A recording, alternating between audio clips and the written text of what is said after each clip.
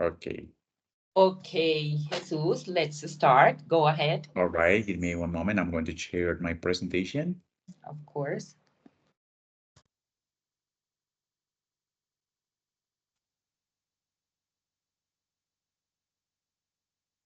Can you see the presentation now?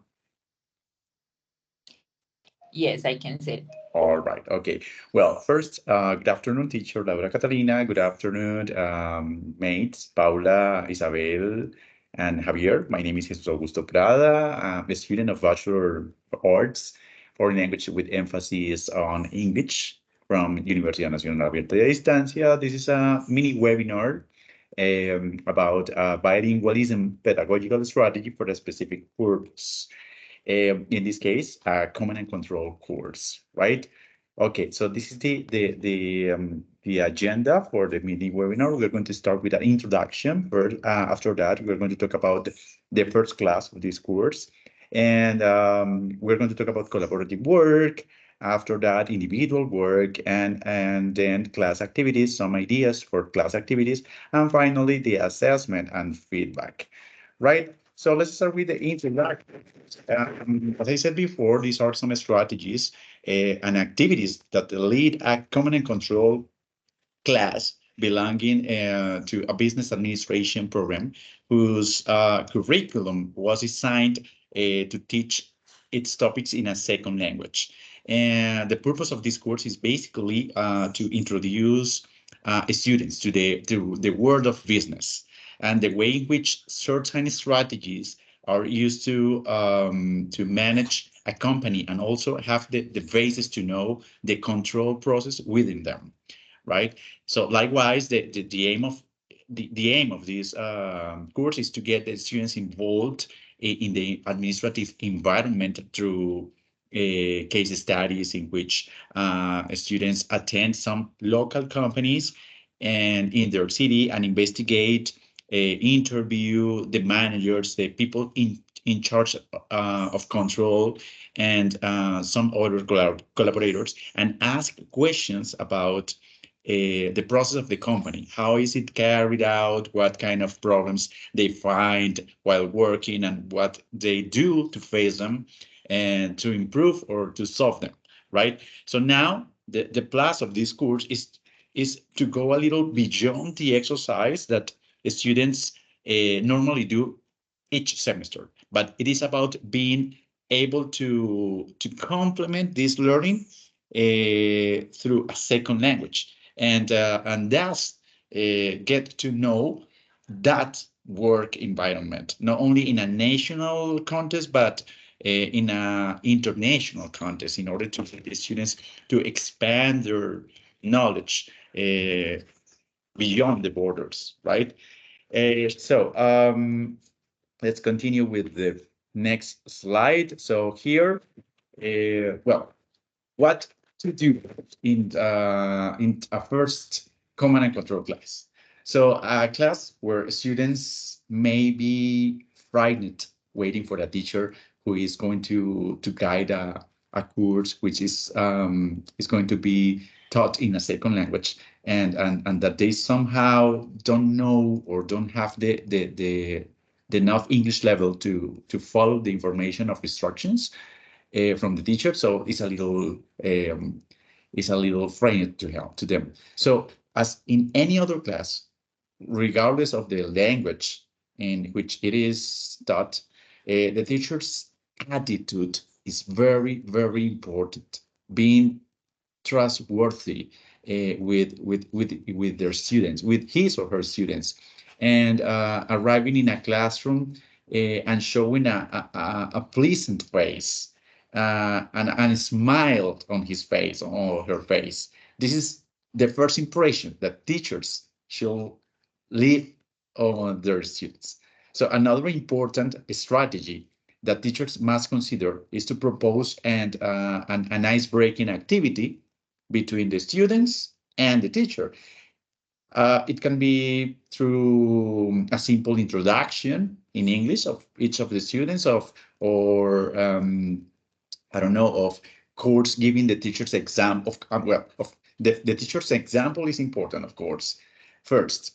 And it is important that teachers make it look simply and students feel calm, not to feel mocked for their pronunciation or for the grammatical mistakes they may have, and make them see that this can of errors can be very normal, right?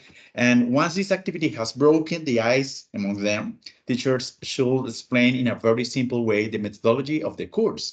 So the activities that will be carried out and some slides and pictures and even face expressions may clarify the idea of the course a little more.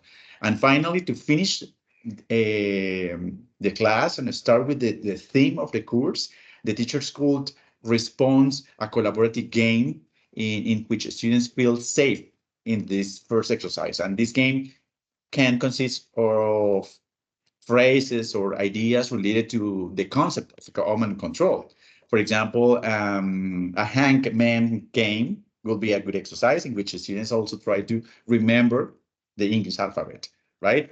So, oops, sorry. Here, about collaborative work. As I mentioned before, collaborative work makes students feel a little more confident about the exercises they are doing and that they feel support from their classmates. So the collaborative work is about identifying the different types of direction and management indicators in the in companies. So in this exercise can be carried out through case-based learning, project-based learning, game-based learning, or challenge-based learning. So sometimes it can be a little complicated to carry out this type of activities completely in English, especially when the students have to establish a relationship with people from companies who maybe don't master the second language.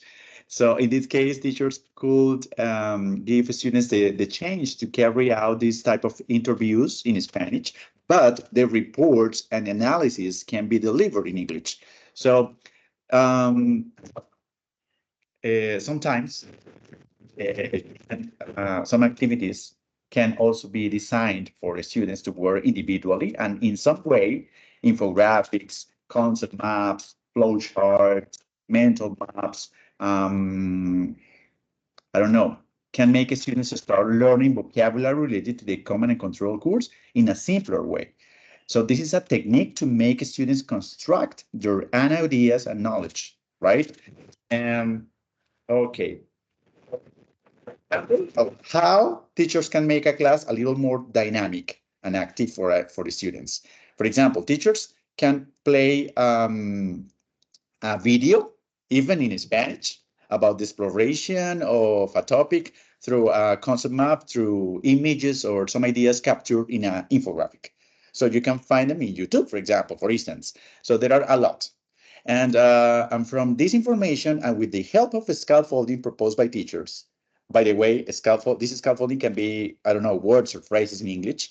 Students could design by parts a conceptual map based on the information seen in the video and understand new vocabulary, new connectors, and new concepts related to the topic, right?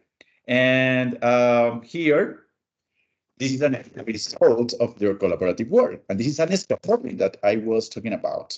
Okay. Okay. So here, more ideas to put in practice in a class are the use of information and communication technology, or ICTs, which with tools like Kahoot, yes, to ask questions related to a topic and well, I insist because this is very important that teachers must design questions with a simple and clear vocabulary so that they remain recorded in the student's memory. Okay, and for example, this type of game, such as the snakes and ladders game, is well known and in any stage of life, yeah, childhood, adolescence, or adulthood, can also be an example of funny activities to develop in class, in which students can be evaluated or even be explained a particular topic because they have to repeatedly go through the same boxes, right? So that certain information will be recorded in their memory because this information has been repeated and repeated several times. Okay, so this is another example that could be included in a class. And here, just to finish talking about assessment and feedback. Well, for the evaluation, for the assessment, so it would be advisable to design tests with multiple choice, matching, complete gaps, sorry, in such in such a way that students can understand the questions a little more and answer them more easily, right? In addition, teachers should include any kind of pictures as well, right? Regarding feedback, it is very important to correct errors once the tests are finished. No next class. I have always I have always thought that in a test or evaluation, in most cases, students don't learn before or during the test, but they do after the test. And that is the aim of feedback, right? So this is an example. This is what I want to show you here. This is an example of a test type, Saber Pro, which has the characteristics that I mentioned before, right? With some questions with multiple options, with some pictures and matching, etc. So this is what I want to explain. I don't know exactly the time that I have spent, but that's all. Thank you so much. Thank you, Jesus. You did a great presentation. Let's start with the question session. Okay. Paula, what is your question for Jesus?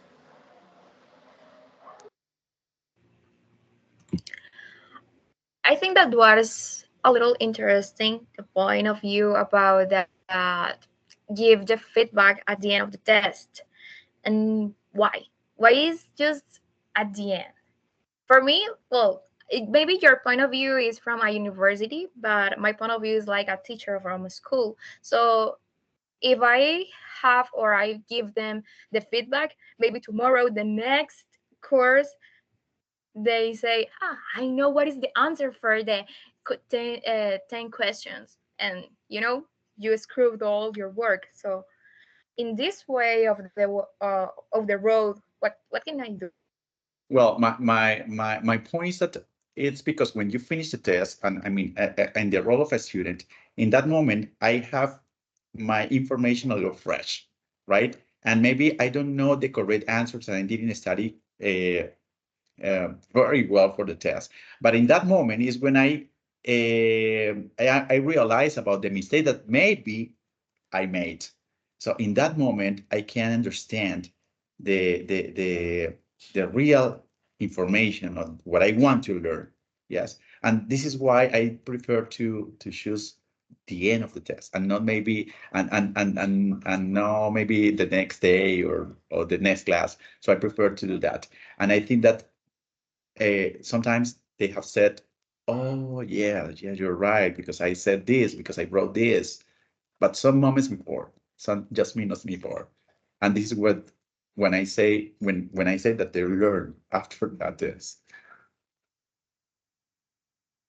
Thank you, Paula, for your question. Thank Thank you. you. Javier, it's your turn. Okay, good afternoon. Can you hear me? I Excuse me, can cannot you see hear you me? yet. Okay, let me a moment, please. But no, but I think that my mates and my teacher can see it. Okay, okay, can you hear me now? And can you Ah, see right, yeah, me? and I can see you now.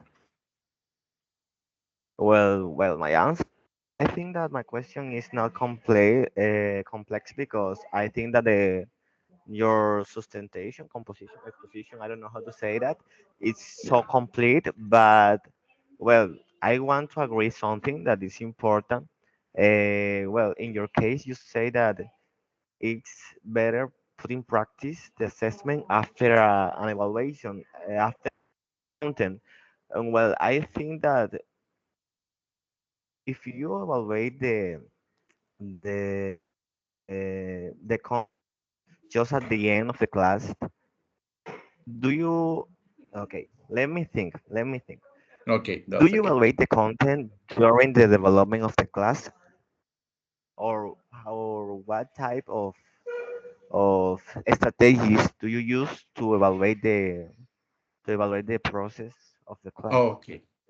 All right. Well, we have to know that there are different kind of assessments. Well, but assessment is different to evaluation. But you know that we have the formative assessment and we have the accumulative assessment. So in that case, we can I have the strategy to use formative assessment with some kind of quizzes that I do in class after explaining a topic. Yes. And finally, I can use the test type Saber Pro, for example, with an accumulative um, this accumulative test with some questions that maybe I have taught before, right?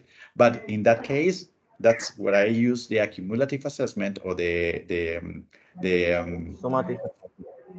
yes, the final exam just to use questions with multiple options, with some gaps to complete, with some matching, because the idea is that they understand information, they remember the information that they learned during the process, during the course, right? But also I use quizzes like games, like the snakes and ladders, that they are kind of evaluations that are formative or assessment that are formative, right?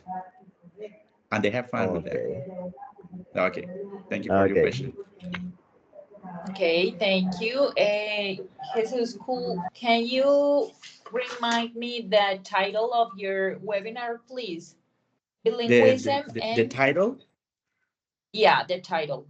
yeah. Well, give me one moment. This is about bilingualism, pedagogical strategy for a specific purpose.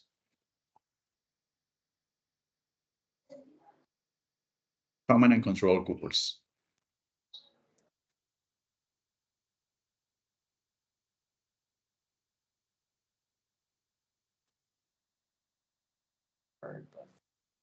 Okay, thank you, Jesus. I'm gonna stop My video pleasure. recording right now.